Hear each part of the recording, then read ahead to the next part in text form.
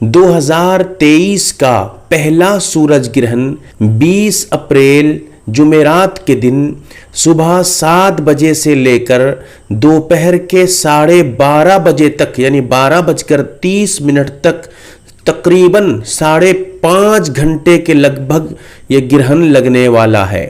اب سوال یہ اٹھتا ہے، جو حاملہ خواتین ہیں، یعنی جو پریگننٹ ہیں، جن کے پیٹ میں بچہ ہے، ان کو کیا کرنا چاہیے اور کیا نہیں کرنا چاہیے، ان پہ کون کون سی پابندیاں لگ جاتی ہیں، اب اسی کو اس ویڈیو میں سمجھتے ہیں۔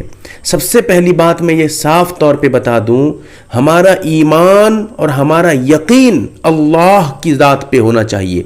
جو بھی کرنے والا ہے، جو بھی ہونے والا ہے، یہ سب اللہ کی قدرت میں ہے۔ اللہ جسے چاہے جیسے چاہے الٹ پھیر کر سکتا ہے۔ یہ ہم مسلمانوں کا ایمان ہونا چاہیے۔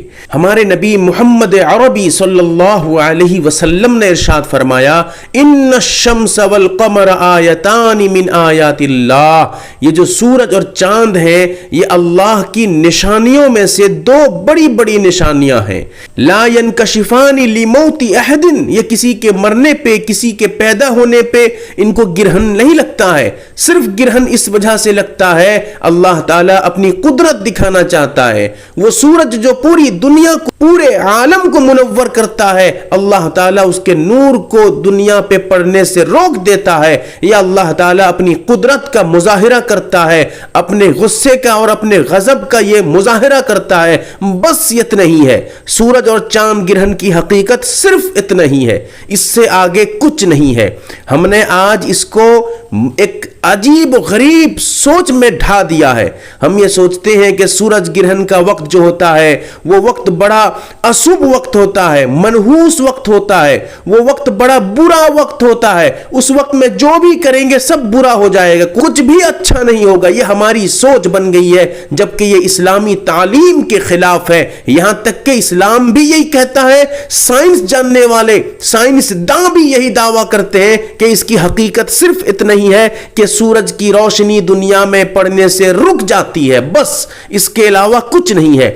جب ہم اتنی ہی بات سمجھ گئے تو یہ بات بالکل کلیئر ہو گئی کہ ایسے موقع پہ گھبرانے کی کوئی ضرورت نہیں ہے۔ اس موقع پہ کوئی اس طرح ہنگامہ کرنے کی، اس طرح کوئی ایک آپ کے ساتھ کوئی برا ہو رہا ہے ایسے سوچنے کی ضرورت نہیں ہے۔ ہاں، یہ وقت بڑا نازک وقت ہوتا ہے، کیونکہ یہ وقت بہت ڈینجر وقت، یعنی ایسا وقت کہ اس وقت میں سائنس جاننے والے کہتے ہیں کہ دنیا ختم ہو سکتی ہے، ذرا 1 سیکنڈ اطرب اترب ہو جائے، کیونکہ وہ ایک لمبا موضوع ہے، اسے چھیڑنا نہیں چاہتا ہوں۔ اسی لیے اللہ کے نبی صلی اللہ علیہ وسلم سورج گرہن کے موقع پہ گھبرائے ہوئے تھے کہ کہیں دنیا ختم نہ ہو جائے، لیکن آپ نے اس کو برا نہیں کہا، آپ نے اس کو منحوس نہیں سمجھا، اشبھ نہیں سمجھا، آپ اس موقع پہ اللہ کی طرف رجوع کرنے لگے تھے۔ اسی لیے میں یہ کہنا چاہتا ہوں، حاملہ خواتین اگر اس موقع پہ سونا چاہیں، آرام کرنا چاہیں، نیند آ رہی ہے، کوئی دقت نہیں، سو سکتی ہیں، لیٹ سکتی ہیں، بیٹھ سکتی ہیں۔ اسی طرح اگر حاملہ خواتین ایسے موقع پہ کھانا کھانا چاہیں،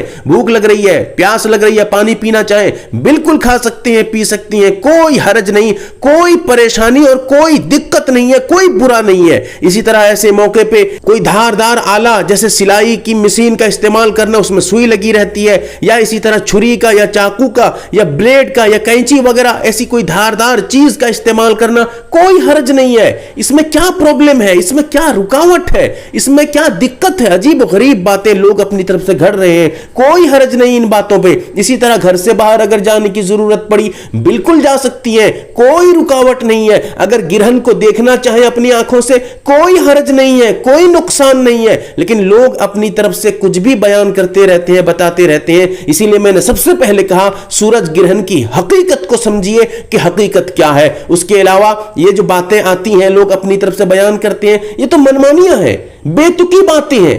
ایسی باتیں کہ سائنس میں جس کا کوئی وجود نہیں ہے، نہ ان کی باتوں کی کوئی لوجک بنتی ہے. یہ تو اپنی منمانی کی باتیں ہوتی ہیں کہ اگر آپ ایسا کریں گے، دھاردار چیز چھوئیں گے تو آپ کے بچے کو نقصان ہوگا، اگر کھائیں گے پیئیں گے تو آپ کے بچے کو خطرہ ہے، بیماریاں پیدا ہوگی. یہ سب بے تکی باتیں ہیں. اب سمجھنا چاہیے کہ ایسے موقع میں ہمیں کیا کرنا چاہیے. حدیث کے مطابق ہمیں جو بتایا گیا ہے اس موقع پہ 5 کام کرنے کے ہیں. لہٰذا جو حاملہ خواتین ہیں وہ اپنے ایمان کو مضبوط کریں، اپنے یقین کو مضبوط کریں اور یہ یقین رکھیں کہ جو کچھ ہوتا ہے رب کی اجازت سے، رب کے حکم سے ہوتا ہے. اللہ کے حکم کے بغیر ایک پتہ ہل نہیں سکتا. اسی لیے ہم یہ یقین رکھیں اور یہ 5 کام کریں جو ہمارے نبی صلی اللہ علیہ وسلم نے ایسے موقع پہ بتایا ہے. پہلا کام نماز پڑھنا. دوسرا کام دعا میں لگ جائیے، دعا کریے. نمبر 3 صدقہ دیجئے، غریبوں کی مدد کریے. نمبر 4 ذکر و اذکار، قرآن کی تلاوت، لا الہ الا اللہ محمد رسول اللہ، اللہ اللہ سبحان اللہ، یہ جو ذکر و اذکار ہیں،